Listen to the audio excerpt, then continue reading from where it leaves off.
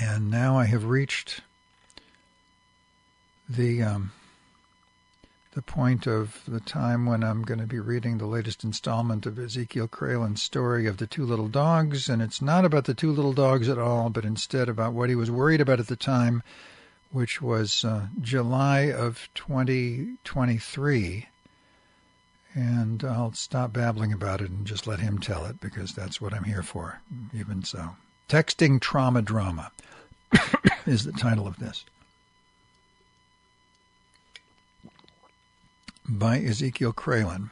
Email correspondence, July 13th, 2023. Subject: Thank you for making me famous, Mike Sears. The FBI's coming for you, by the way. To MCN announcement, MCN discussion. Or should I say, more famous than I already am. I don't see why you think you can get away with doxing me in my own city by distributing hateful false nonsense about me, including my address and phone number, which only exposes you for the very disturbed, homophobic, and racist bigot, a.k.a. domestic terrorist you truly are. Didn't you see the security camera above my building's front gate? What about all the other CCTV lenses aimed at you from a variety of additional businesses you've delivered your goofball flyers to? What is so funny is that before I even heard of this through some residents in my building, the FBI contacted me because one of their own people came across a copy and found others with the help of assistants. So when several residents approached me earlier this afternoon with great kindness and concern, showed me the printout, I said, "Thank you, but I already know, as do the police and the FBI, who now have his photo and other vital data.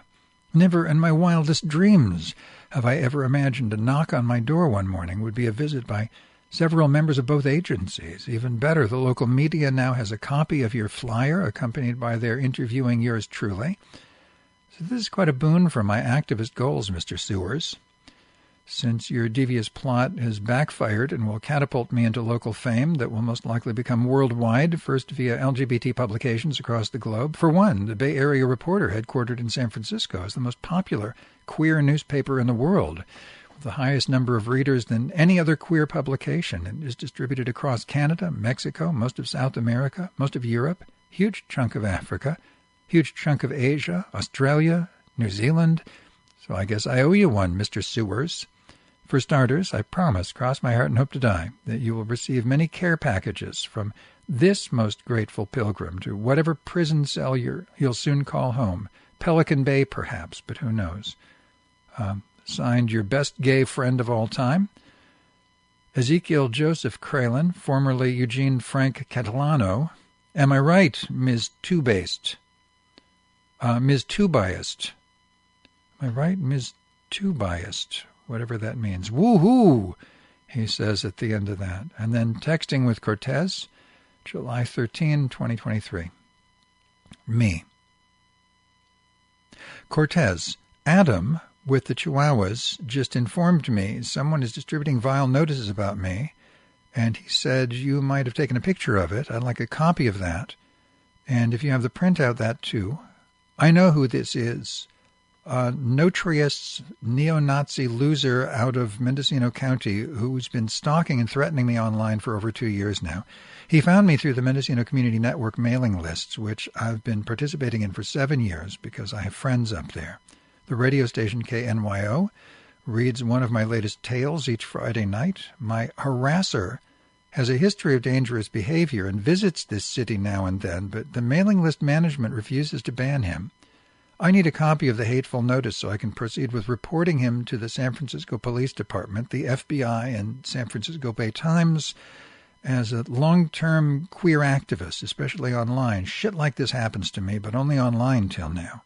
I have his photo, by the way. I can send it to you. Sorry for the long text. And please feel free to also report this to the SFPD, as he's a danger to LGBTs in general. If possible, can you access the camera above the front gate and try to find the culprit? At any rate, the cops will need access to whatever camera sources they can get. Cortez. Adam is the person who sent it to me, and we don't have the password to the camera. We have to get it reset. Have you reported him to SFPD? Me. For some reason, Adam directed me to you regarding the flyer or image in question. I'll have to wait until we cross paths again, and hopefully he'll give me the evidence. Until I have a copy of the flyer, or at least of the image, I can't open a case against the idiot. I do not have Adam's phone number. He seemed hesitant about giving it to me or even asking for my email or phone number. If you feel comfortable getting the evidence from him and bringing it to me, I'd most appreciate it. Thanks again, Cortez. Cortez. I do not have a copy of the paper. Adam sent me a picture. I did not see the paper until Adam sent me a picture of it, and I was not aware of this situation. I feel this is really not my business because of the severity. I understand that it has 9666 market in the paper, but I am only a handyman that collects rent, not the building manager. Thanks. Me. So you got the picture from Adam. How about sending it off to me via phone or email? Thanks.